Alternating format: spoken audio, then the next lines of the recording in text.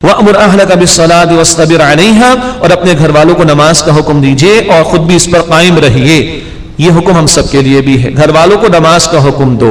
باپ ہے تو اولاد کے حوالے سے ذمہ داری، شوہر ہے تو بیوی کے حوالے سے ذمہ داری اس پر ہے نماز کا پابند بنانا.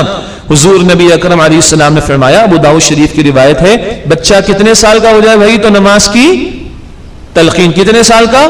ہاں اس حدیث کو یاد کریں. 7 سال کا ہو تو نماز کی تلقین، 10 سال کا ہو جائے تو بستر الگ کر دو. اب شرم و حیا کے معاملات، اور سختی کرو.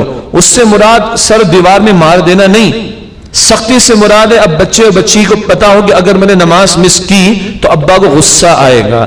جیسے ابا کو غصہ کہاں آتا ہے؟ جب نمبر کم آتے ہیں ایگزامس میں. ابا کو غصہ کب آتا ہے؟ جب بچہ ٹیوشن نہیں جاتا. ابا کو غصہ کب آتا ہے؟ جب وہ صبح اسکول آتا ہے نا. سارے ابا بیٹھے ہیں بھائی، تو بچے کو پتا ہو کہ ابا کو غصہ آئے گا اگر میں نے نماز ادا نہیں کی. حالانکہ کوئی میچ ہے، ٹیوشن، انگلش میں اچھے مارکس، میتھس میں اچھے مارکس، اور رب العالمین کے سامنے جھکنا. کوئی میچ ہے؟ کہاں غصہ آ رہا ہے؟ میں کہہ رہا ہوں اتنا غصہ تو آئے، اتنا بھی آتا ہے.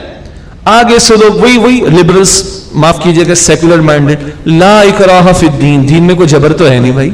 سورہ البقرہ آیت 256 یاد آیا؟ there is no compulsion in religion، دین میں کوئی جبر نہیں. لا اکراہ فی الدین، البقرہ سورۃ نمبر 2 آیت نمبر 256. رٹا لگایا ان لوگوں نے.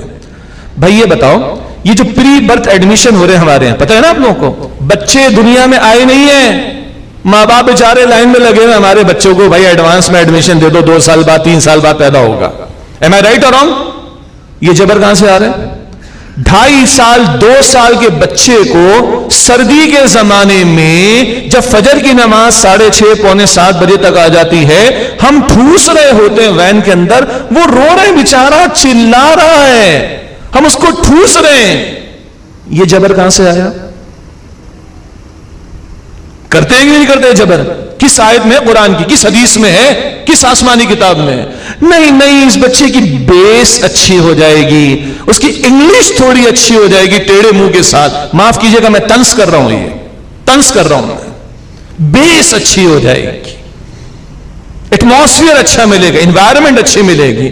تو تم اپنے، معاف کیجئے گا بھائی مجھے انتہائی ادب سے عرض کر دوں، اپنے بچوں کی یہ بیس بنانے کے لیے تو اتنی سختی، ٹھوسے اس کو ہم صبح 6:30 بجے وین کے اندر، تھپڑ مار مار کے اس کو اٹھائیں صبح اور ٹھوسے وین کے اندر. یہ سختی تو بڑی اچھی لگ رہی. اللہ کے پیغمبر نے سختی کب کہی ہے؟ ہاں 10 سال. کچھ تو خدا کا خوف کرو، کچھ تو خدا کا خوف کرو. میں یہ ان لوگوں کے لیے کہہ رہا ہوں، یہاں تو میرے سب بھائی بہنیں بیٹھے جو دین کا درد رکھتے ہیں تبھی تو بیٹھے، جو قرآن سے محبت رکھتے ہیں تبھی تو 2 بجے تک بیٹھے ہیں رات کو.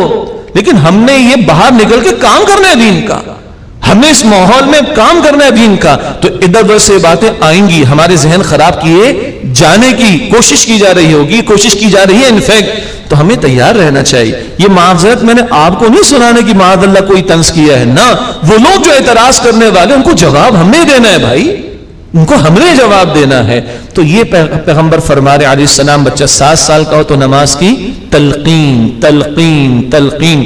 اس لیے میں عرض کروں کچھ بچے ادھر گھوم پھر رہے ہوتے ہیں، آپ کے بھی ہیں میرے بھی ہیں، چلنے دینے، ایک حد تک ان کو سمجھائیں گے، سب کچھ کریں گے. 7 سال تک چھوڑے ان کو. سیدنا علی کہتے ہیں 7 سال تک اپنے بچوں کے ساتھ کھیلو. جاپان والوں نے 7 سال تک کتابیں بند کر دی ہیں بھائی. وہ کھیل میں آداب سکھا رہے ہیں، اخلاق سکھا رہے ہیں، باتیں سکھا رہے ہیں، یہ سکھا رہے ہیں، وہ سکھا رہے. سیدنا علی کی بات پر عمل کر رہے ہیں کہ 7 سال تک اپنے بچے کے ساتھ کھیلو. اور آج یہاں مائیں کہہ رہی ہیں ہمارا تو بچے ہی ہاتھ میں نہیں ہے، صبح اسکول میں، دوپہر میں ٹیوشن میں، شام میں جم میں ہے، رات میں ٹی وی کے سامنے. رئیس ایک اثر اسمارٹ فون نے پوری کر دی، اماں کو مل ہی نہ تھا بچہ. بھائی بچوں کو ٹائم دیں پلیز، ٹائم دیں. لیکن 7 سال تک اور چیزیں بھی ہوں، پابندی کرائیں، سختی نہیں ہے. سبسکرائب کیجئے ہمارے چینل اور دبائیے بیل کا آئیکن تاکہ آپ کو ریگولر نوٹیفیکیشن اپڈیٹس مل سکے.